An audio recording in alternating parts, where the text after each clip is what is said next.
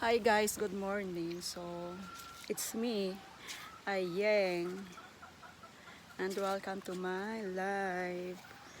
So, ayan, update lang 4 days after ng Typhoon O1. So, ayan, ang epekto, di ba?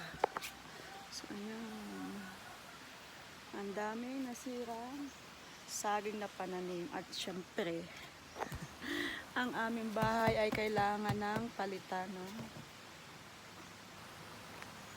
dingding. Kasi plywood lang to na pinaayos ko nung uwi ko dati.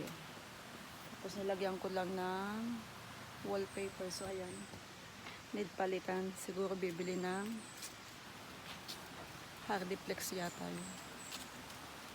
So ayan, nagpisa ng buho ko.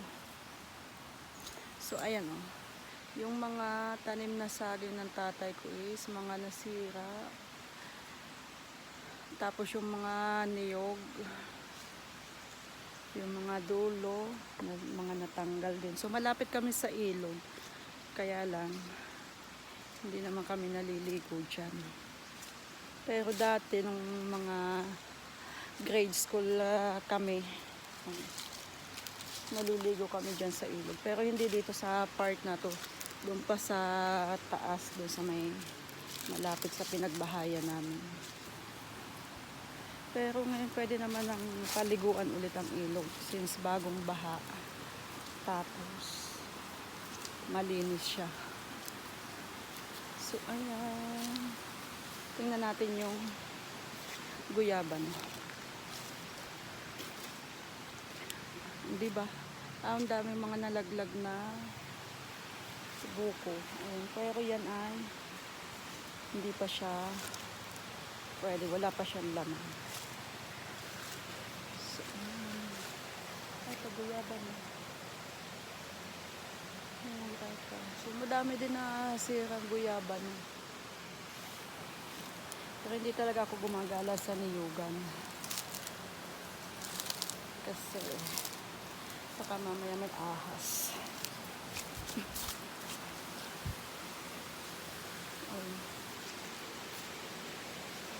Ito.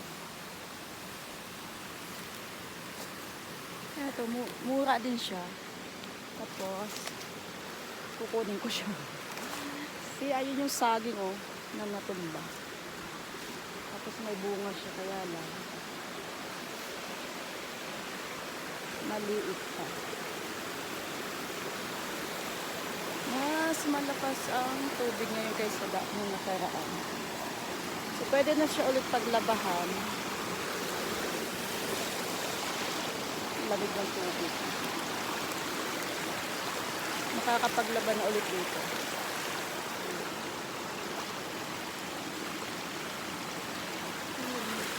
Makakapaglaban na ulit.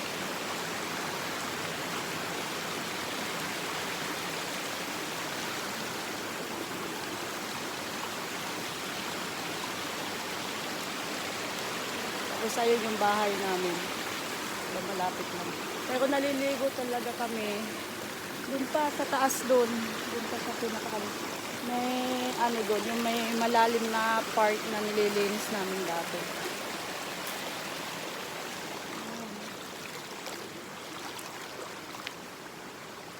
Hindi pa talaga ako nakakagala dito ulit. Kasi baka mamaya may ahas. So ayun pa oh. O pwede pa siya pang niyubak. Kung may lusong sana. Sayang.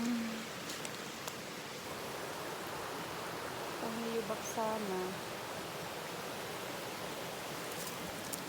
Malambot pa siya. Hindi siya mahirap bayuhin. Ang dami mga nasira ng saging. Diba? Ang piso ng buhok ko. Kita na yung anot. Kaya ako yung may 10,000 pieces na bangs.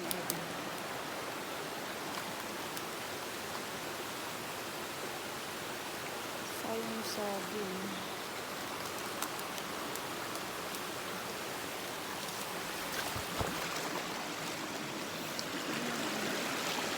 So makakapaglaban na ako dito ng banig.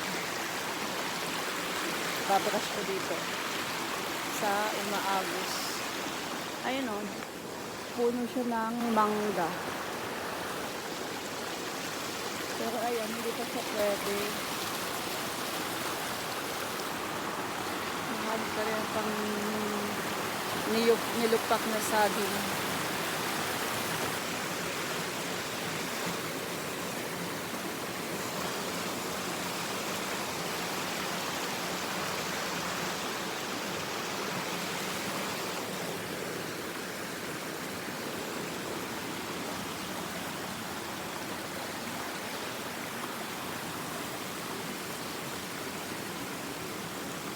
Andun pa sa ibabaw na yun, madami pa mga nasira na tanim na saging. At saka mga guyaban na may mga bunga na din. Plan ko maglaba ng banig na hindi ginagamit.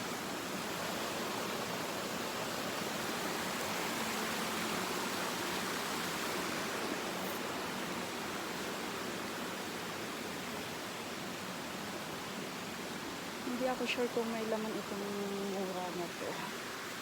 Pero baka wala kasi may ginawa. Kukuha lang ako ng isa.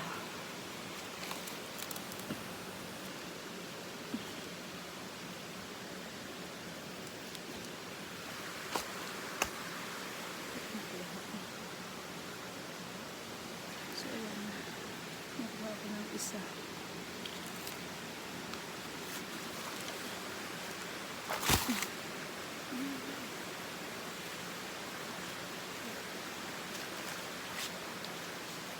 Hindi kasi ako nakapagdala ng itak. So,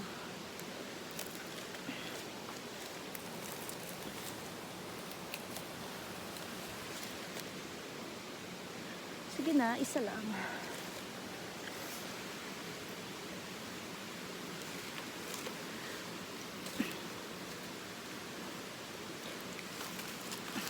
Aray ko. Ay, bala. Na. Walang dalang itak. So, eto pa. Oh. Diba, sayang yung guyaban.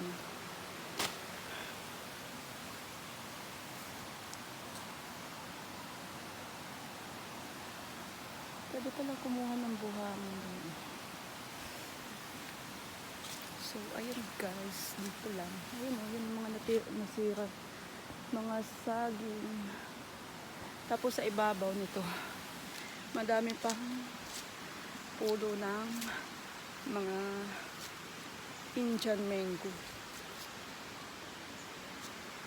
Ay, pwede siya nito pa.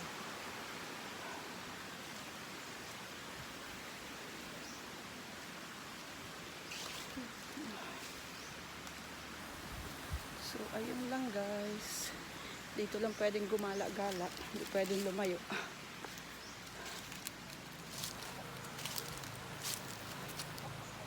Ay, may tumbang niyog dun. Isa. Pero hindi naman na yung dito. Hindi na sakop. Ayan. Kailangan bumili ng Hardiplex para mapalitan. Hindi na kasi pwedeng ipaayos ng total itong bahay kasi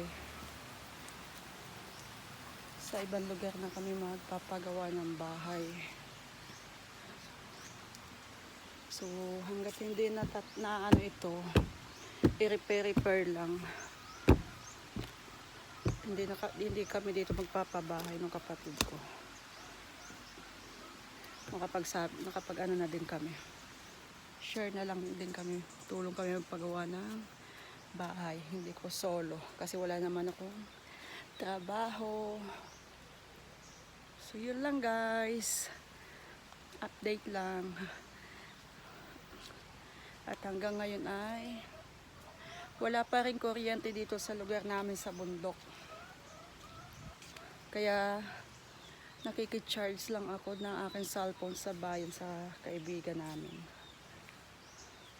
So ayan, yung kulungan ng baboy natanggal yung bubong. Tapos ito, medyo umaliwalas dito. Tapos nakita yung kapitbahay. Yung bahay ng kapitbahay namin na hindi na, madalang naman magkatao. So may kapitbahay din dito. Tapos kalsada na yun. Tapos doon, mayroon din naman 3 bahay dito.